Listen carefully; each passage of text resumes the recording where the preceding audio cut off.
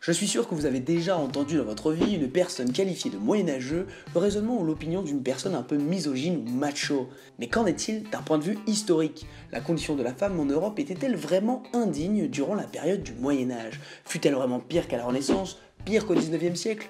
L'amélioration du statut de la femme est-elle linéaire?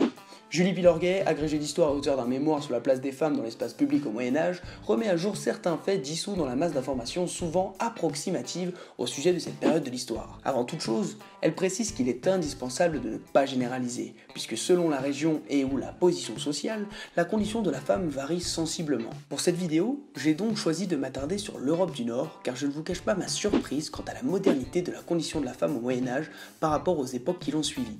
Laissez-moi vous présenter 6 faits qui relatent cette modernité. Fait numéro 1. La femme n'était pas obligée de prendre le nom de son mari. Ce n'est qu'au XVIe siècle que cette pratique s'impose. Fait numéro 2. Les femmes pouvaient exercer et exercer très souvent un grand nombre de métiers.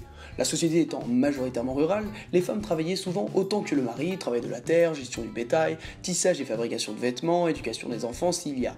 En ville, les femmes participent au commerce familial et ou à l'activité économique du foyer en général. Fait numéro 3, les femmes disposaient de la capacité juridique, expression signifiant que l'épouse pouvait agir sans l'autorisation de son mari.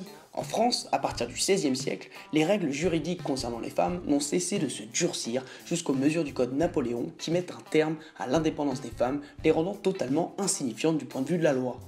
Fait numéro 4, fait encore plus saisissant au sein d'un mariage. La femme est propriétaire de la moitié des biens du ménage, je dis bien la moitié. Fait numéro 5, dans un certain nombre de régions, un gain de survie doit être mis en place dès le début du mariage afin de permettre à la femme de survivre dans le cas où le mari décède. De plus, la femme peut reprendre l'activité de son défunt mari. Fait numéro 6 et dernier fait, contrairement à ce que l'on peut croire, la moyenne d'âge du mariage est d'environ 25 ans. Nous sommes loin du stéréotype de la jeune vierge qui se marie entre 16 et 20 ans. Bien entendu, je ne dis pas que la condition de la femme au Moyen-Âge est meilleure ou même égale à ce que nous connaissons aujourd'hui. La société moyenâgeuse reste globalement patriarcale et favorable à la condition masculine. À titre d'exemple, dans un certain nombre de régions, l'homme avait le droit de battre sa femme. Cet article a simplement pour but de montrer que l'amélioration du statut de la femme est loin d'être linéaire, car je pense que la condition de la femme était bien plus moderne au Moyen-Âge qu'au XVIIe, XVIIIe ou XIXe siècle, ce siècle étant le paroxysme de la déconsidération de la femme avec le Code napoléonien. Et alors, pourquoi ce changement de mœurs à la fin du Moyen-Âge? La Renaissance, période qui succède le Moyen-Âge, se caractérise par une inspiration farouche de l'Antiquité, Grèce antique, Rome antique, etc. à tous les niveaux.